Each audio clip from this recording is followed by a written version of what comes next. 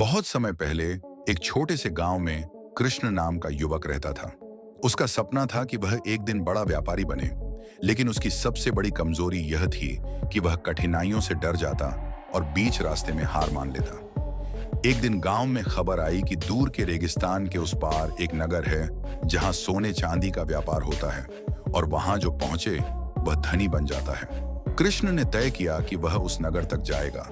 उसके पिता ने उसे रोकते हुए कहा, बेटा, यह रास्ता बहुत कठिन है। वहां गर्मी, प्यास और तूफान आएंगे। अगर हिम्मत खो दी तो कभी मंजिल तक नहीं पहुंच पाओगे। लेकिन कृष्ण ने दृढ़ निश्चय किया और सफर पर निकल पड़ा। पहले दिन सब कुछ आसान लगा, लेकिन दूसरे दिन सूरज बहुत तेज हो गया। पानी की कमी होने लगी। कृष्ण ने सोचा, इतनी मुश्किल क्यों उठाऊं, वापस गांव लौट जाता हूं। लेकिन तभी उसे अपने पिता की बातें याद आईं और उसने कहा, अगर मैं अब लौट गया तो कभी जान ही नहीं पाऊंगा कि मैं क्या बन सकता हूं। वह आगे बढ़ा। तीसरे दिन अचानक रेगिस्तान में तेज तूफान आया। कृष्ण गिर पड़ा। उसने आंखें बंद की और सोचा, शायद यही मेरी आखिरी यात्रा है। लेकिन तभी उसे कुछ ऊंटों की आवाज सुनाई दी।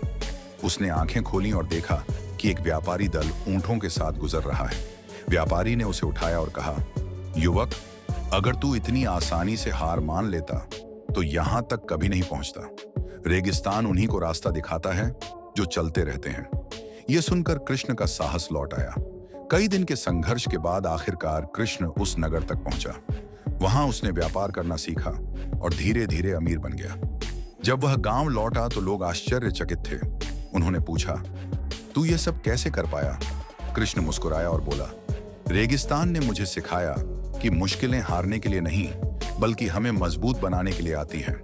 अगर बीच रास्ते लौट जाता तो जिंदगी भर गरीब और असफल रहता। सीख दोस्तों, इस कहानी से हमें यह सीख मिलती है, कठिनाइयां मंजिल की दुश्मन नहीं, बल्कि उसकी राह दिखाने वाली हैं।